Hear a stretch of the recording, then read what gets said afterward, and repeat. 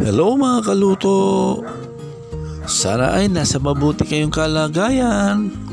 Ngayong araw, magluluto tayo ng tofu na merong mushroom soup. Eto nga mga kaluto, inuna ko na nga slicein yung ating bawang. Pagkatapos nating slicein yung ating bawang, isunod na natin yung ating sibuyas mga kaluto. Pagkatapos nating slicein yung ating sibuyas mga kaluto, isunod na natin yung 2 bell pepper mga kaluto. So yan nga mga kaluto, tanggalin na natin yung mga buto-buto ng ating bell pepper.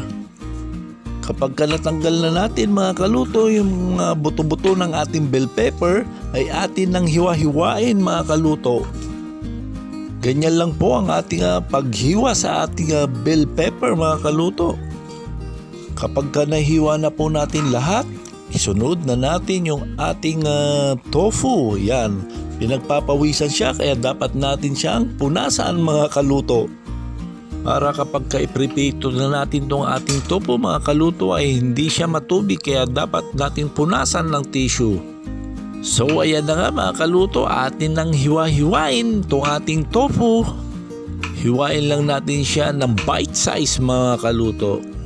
Habang hinihiwa natin yung ating tofu mga kaluto, binabati ko ng happy birthday si Neo Macho Aben.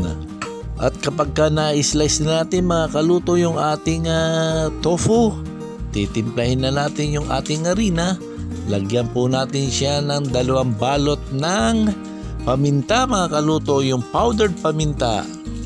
Yung harina po ay siya po ang pang-coat natin sa ating tofu mga kaluto. Pagkatapos po natin may lagay yung ating powdered paminta, halu-haluing maigi para kumalat po yung ating paminta sa harina mga kaluto.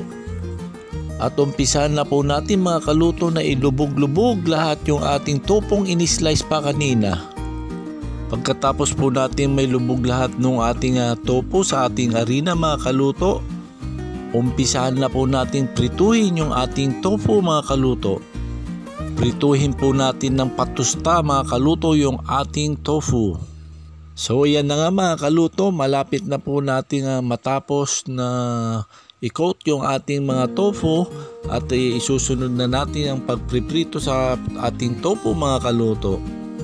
Habang piniprito natin mga kaluto yung ating tofu, shout out muna kay Kapitan Alberto Liberato ng Santo Tomas Perian, Quezon, Nueva Ecija. Nakakatuwa po itong kapitan na ito, sa unang kanyang termino mga kaluto ay marami na pong nagawang proyekto sa kanyang barangay mga kaluto. Nandyan yung pinatay yung gym ng barangay, nandyan yung patubig ng barangay, at yung mga kalsada sa Santo Tomas Peria mga kaluto. So yan na nga mga kaluto, tapos na po tayo magprito ng ating tofu. Ngayon naman ay umpisa na natin maggisa.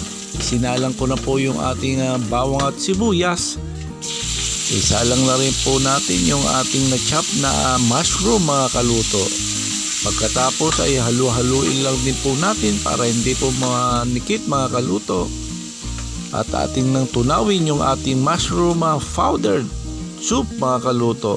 Tunawin po natin siya ng mainit na tubig para mapabilis po ng ating pagtunaw. At pagkatapos po nating mahalo-halo at matunaw mga kaluto ay pwede na po nating ilagay sa ating ginisang mga bawang, sibuyas at yung ating mushroom mga kaluto. At halo-haluin lang din po natin mga kaluto para hindi po manikit yung ating mushroom soup mga kaluto. Yan po, ilagay na po natin yung ating prinitong tofu kanina mga kaluto at halu-haluin lang din po natin mga kaluto. At pagkatapos po niyan mga kaluto, ilagay na po natin yung ating sabaw ng ating mushroom kanina mga kaluto at ilagay na rin po natin yung ating bell pepper at halu-haluin lang din po natin mga kaluto para hindi po siya manikit o masunog mga kaluto. So ayan na nga mga kaluto, kumukulo na yung ating tofu mushroom mga kaluto. Kapag kumulo na po, sinyalis na po yan ng tikiman time mga kaluto. So yan na mga kaluto, goods na po. pwede na po tayong sumandok ng ating uulamin at bago kumain, magdasal muna. Pray, Lord God, thank you so much, Lord, for this food.